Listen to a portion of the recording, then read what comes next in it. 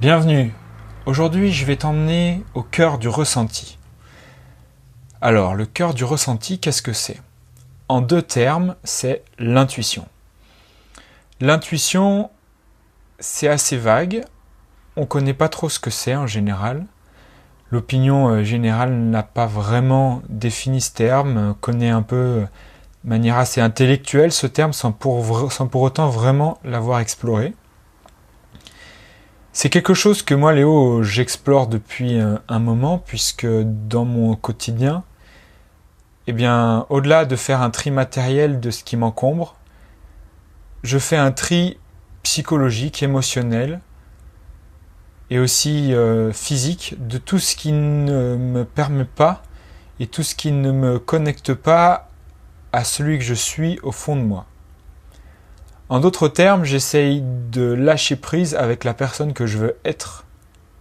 La personne que je veux être étant celle que me dicte mon mental, celle que me dicte ma réalité, et qui bien sûr utilise mon ego pour se défendre et renforcer cette personne qui se construit chaque jour à travers mes convictions, mes habitudes, mon savoir, bref, tout ce qui a trait à mon intellect, et qui donc, bien sûr, par extension, m'empêche de rentrer en contact avec mon être intérieur, parce que ce n'est rien d'autre qu'un masque. À partir du moment où cet être, on va dire, je dirais superficiel, ce masque a le pouvoir, a le contrôle, je ne peux pas avoir accès à mon être intérieur et donc être vraiment la personne que je suis au fond, c'est-à-dire être complètement honnête, être complètement moi-même, être complètement vrai. Avec moi et les autres, bien sûr. Donc, si je t'emmène aujourd'hui au cœur du ressenti, c'est pour essayer de découvrir ensemble ce que le ressenti évoque et ce qui touche, ce qui réveille comme sensation. Je prends une respiration profonde pour me connecter davantage à mon ressenti et exprimer ce qu'il a à dire. Le ressenti, c'est quelque chose d'assez assez vague, assez vaste, impalpable, qui n'est pas en contact direct avec l'intellect, dans le sens où le ressenti s'exprime, vit et se développe sans connexion et sans attache au mental, sans attache avec la personne. Le senti, il a toujours été là. Le senti est présent dans le corps, à travers l'instinct. Le senti, c'est ce qui se développe quand finalement je n'ai pas accès, je n'ai pas ma conscience et mon accès sur mon mental. Le senti, c'est l'intelligence de vie qui coule en moi et qui n'a besoin de rien. Le senti, c'est ce qui est autonome, c'est ce qui est toujours là, c'est ce qui reste une fois que le corps, n'a plus la conscience, une fois que je suis mort et que le corps est en décomposition. Le senti, c'est ce qui reste là. Pour autant, je peux être connecté à mon senti ou pas, dans la mesure où moi, avec mon intellect, je suis axé ou non sur les informations que m'envoie mon ressenti. Je peux être connecté avec mon ressenti et ces informations si je suis dans une activité lente, par exemple, si je suis en train de me détendre, quand je suis en train de dormir, parce que le senti fonctionne toujours à une fréquence assez basse, dans un état proche de celui de la méditation, d'où l'intérêt de rentrer en méditation régulièrement pour apprendre à me connecter à mon senti. En revanche, je peux me déconnecter de mon senti dès lors que je vais avec mes émotions. Quand j'entends les émotions, je sépare la joie, le calme, la tranquillité, le courage, la persévérance, qui sont des qualités intrinsèques et naturelles de l'être humain, qui sont là quoi qu'il arrive, alors que les émotions sont quelque chose de beaucoup plus passager, réactionnaires, je dirais. Ce sont des états qui naviguent et qui disparaissent. La colère monte en moi et disparaît aussitôt que quelque chose vient le remplacer. Rien ne peut remplacer la joie, rien ne peut remplacer le calme. En revanche, on peut superposer de la colère à la joie. Je peux masquer ma joie par de la tristesse. La tristesse peut venir masquer et couvrir la joie que je vivais 5 minutes auparavant, jusqu'à ce que la tristesse disparaisse et la joie revient. Voilà pourquoi je sépare les émotions de la joie, du calme, la tranquillité, du courage, la persévérance. Puisque les émotions sont des réactions, des signaux envoyés par le cerveau pour m'indiquer que quelque chose ne va pas et est en déséquilibre au fond de moi. Ça peut être dans mon corps, ça peut être dans ma tête, voilà. En général, c'est la plupart du temps lié au fonctionnement physique. Voilà. Ça exprime un dérèglement physiologique.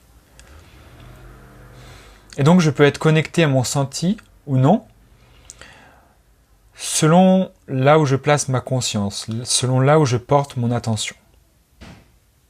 Si je porte mon attention sur les réactions mentales, c'est-à-dire les émotions, eh bien, je vais me déconnecter de mon senti.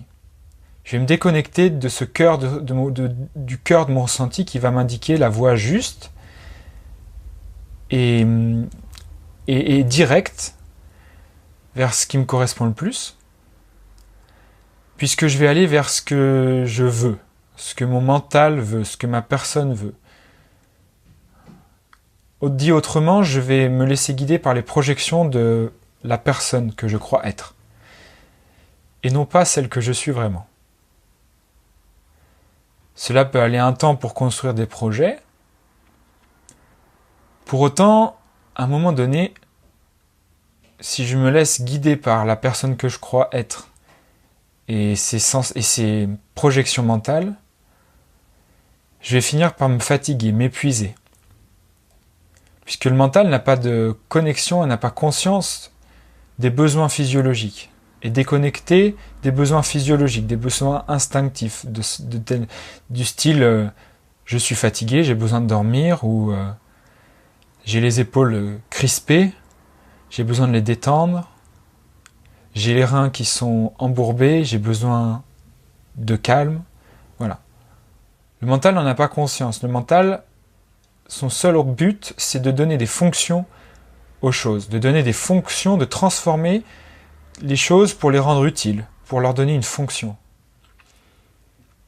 Par exemple, si je me sens calme, le mental va utiliser ce calme et se dire qu'il va l'utiliser pour créer quelque chose d'autre, pour aller dans une autre situation dans laquelle ce calme va m'être utile. De telle manière, ce calme dans lequel je suis ne va plus me recharger, mais va être utilisé, va être dépensé. Cette énergie de calme va être dépensée. Voilà. Il n'y a pas à le blâmer, c'est comme ça que le mental fonctionne, ça peut être très utile, le mental est un outil. Donc je peux me déconnecter de mon ressenti profond pour utiliser l'énergie que j'ai pour construire des choses. Néanmoins, c'est toujours quelque chose, une action, c'est toujours une action qui va me coûter de l'énergie. Donc à un moment donné, je serai naturellement réorienté vers mon ressenti profond, par mon corps, par mon inconscient, qui va me mettre sur mon chemin des maladies, des émotions, des malaises, des accidents, pour que je reconnecte avec mon instinct, avec mon corps, avec les sensations profondes, avec mon senti profond, puisque c'est ce senti profond qui est le maître au fond. Au final, c'est toujours lui qui a le dernier mot.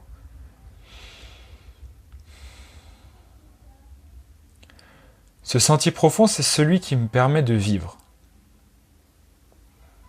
C'est celui qui me permet d'être en contact avec la vie, puisque c'est la vie même qui coule en moi. C'est l'intelligence de vie qui me fait avancer, qui me permet de me lever tous les matins, de m'endormir tous les soirs, d'avoir des rêves la nuit, et de vivre ce que j'ai à vivre au quotidien de manière alignée. Tout ça, c'est impossible sans le senti profond. Le senti profond s'exprime vraiment à travers des états de joie, de calme, d'harmonie, de paix. Je peux être dans des projets, dans des actions avec mon mental, et cela peut m'être bénéfique à condition que je sois en contact avec mon senti profond, que je sois au contact du cœur de mon senti. De telle manière, j'aurai toujours des informations justes, puisque de par mon intuition, je vais pouvoir me guider et faire des choix qui sont en lien avec mon intuition et donc avec ce que je suis au fond. Si je suis déconnecté de mon sentier profond, je vais faire des choix qui ne me correspondront pas, et donc je devrais toujours transformer ou changer quelque chose au final, puisque ça correspondra au masque que je veux me donner. Ce masque peut m'être utile un temps, je le répète, mais au bout d'un moment, il faudra que je l'abandonne, puisque d'une manière ou d'une autre, par le malaise, les maladies ou les accidents, mon sentier profond va me ramener à mon essence intérieure, mon essence profonde. De la même manière, je pourrais faire ce podcast et exprimer ces choses-là en ayant réfléchi et programmé à l'avance ce que je vais dire. Je pourrais le faire en utilisant mon intelligence et mon intuition. Ça ferait quelque chose de tout à fait cohérent et intelligible et logique et fluide, certainement, si j'y travaille suffisamment, avec suffisamment d'écoute, avec de mon intérieur. Mais pour autant, moi, Léo, je préfère proposer quelque chose qui soit directement intuitif, sans préparation, pour nous inviter à être vraiment en connexion avec ce senti profond et pour donner un élan, comme une marche à suivre, comme un guide. Donner une direction qui soit la plus juste et la plus authentique possible pour nous connecter directement avec ce senti qu'on oublie trop. On oublie trop ce senti parce qu'on est constamment dans le monde extérieur, dans les affaires, on a toujours à faire, on a toujours une organisation à planifier, on a toujours des impôts à payer, on a toujours une vie matérielle à organiser.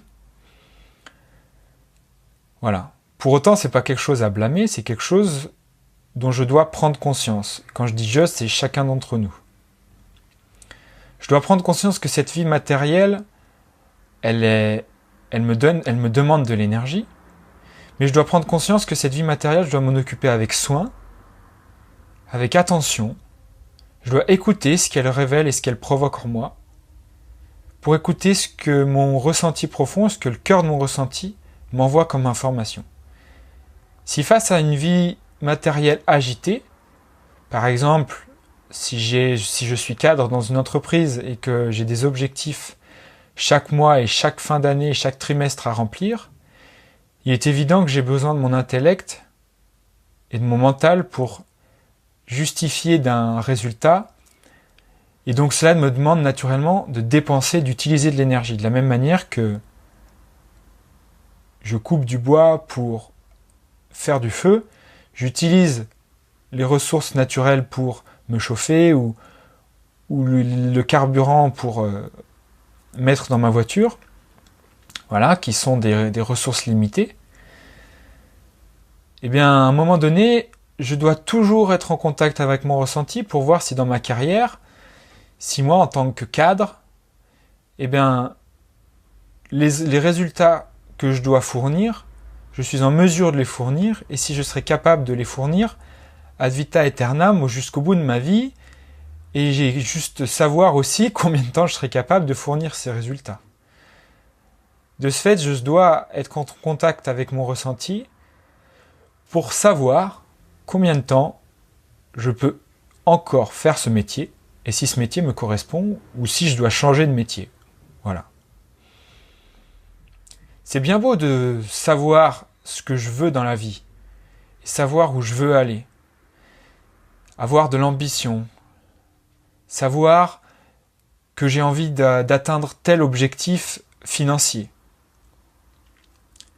Pour autant, si cela ne correspond pas et ne rentre pas en accord avec mon ressenti profond, si tout simplement mon ressenti me dit que pour atteindre 1 million d'euros de revenus, par exemple mensuels, il va falloir que je dépense beaucoup d'énergie, que je cravache tous les jours et que je dépense plus d'énergie que je suis capable d'en recharger dans mon sommeil, par exemple, ou dans mon quotidien, c'est que peut-être cette action-là, cette activité-là ne me correspond pas. Ou alors, je vais devoir trouver une autre manière de le faire, puisque je ne serai pas capable de le faire de cette manière. Peut-être que si je voulais le faire en 1 an, il va falloir que je le fasse en 3 ans. Et que j'étale mes...